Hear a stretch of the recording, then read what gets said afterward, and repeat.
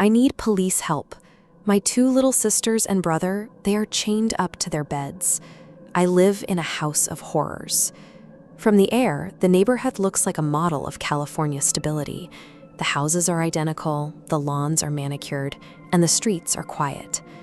This happened in Paris, California, a place where families go to find safety and privacy. The 911 caller was 17 years old, but her isolation was so complete that she couldn't tell the dispatcher her own home address. She had spent nearly her entire life inside, yet she was about to orchestrate the rescue of 13 people. David and Louise Turpin maintained a bizarrely normal public facade. They frequently took their children to Las Vegas to watch them renew their wedding vows, dressing everyone in matching outfits to appear like an eccentric but cohesive family unit. Inside the home, the conditions were skeletal. The children were denied basic hygiene, allowed to shower only once a year, and lived on a diet of a single peanut butter sandwich or a small amount of spoiled food per day. Disobedience met immediate violence. If the children talked without permission or tried to find extra food, the parents used heavy metal padlocks and rusted chains to tether them to their beds for weeks at a time. The parents enforced a system of psychological isolation, telling the children that the police were more dangerous than their own home. They were taught that the outside world would torture them, creating a fear that acted as a secondary wall.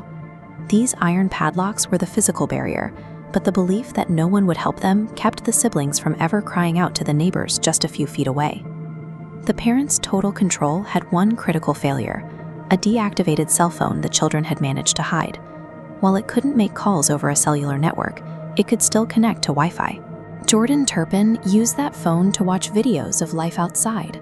For the first time, she saw people her age who were healthy, social, and free.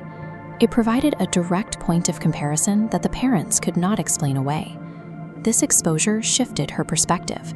She realized that her parents were the ones committing crimes, and that she and her siblings were victims of a system that shouldn't exist. This is Jordan Turpin. In early 2018, she decided that the risk of being caught by her parents was lower than the risk of staying inside. Gaining access to life through a screen gave Jordan the context she had been denied since birth. Before she ever touched the window frame to escape, she had already mentally separated herself from her parents' control. On January 14th, Jordan climbed through a broken window and stepped onto a sidewalk she had never been allowed to walk on. When she reached the 911 dispatcher, the decades of confinement were obvious. She struggled to describe her location because she had no concept of the geography outside her own walls. However, her description of her siblings being shackled to furniture was so vivid and horrifying that it triggered an immediate tactical response from the Riverside County Sheriff's Department. Officers breached the front door and were met with the overwhelming smell of human waste and decay. Flashlights cut through the dark, revealing the children exactly where Jordan said they would be. The most shocking discovery for the officers was the age of the victims. 7 of the children found chained to their beds were actually adults, some as old as 29, but they were so severely malnourished that they were initially mistaken for small children. In minutes, the facade of a large, eccentric family was gone. The police found 12 more victims who had been living in total darkness for years. David Turpin was arrested immediately. The man who had spent years as a domestic tyrant was now under the control of the state. Louise Turpin faced the same fate. Both parents pleaded guilty to 14 felony counts and were sentenced to life in prison, with no parole for at least 25 years. All 13 siblings were moved into protective care. For many, it was their first time receiving medical attention and a consistent supply of food.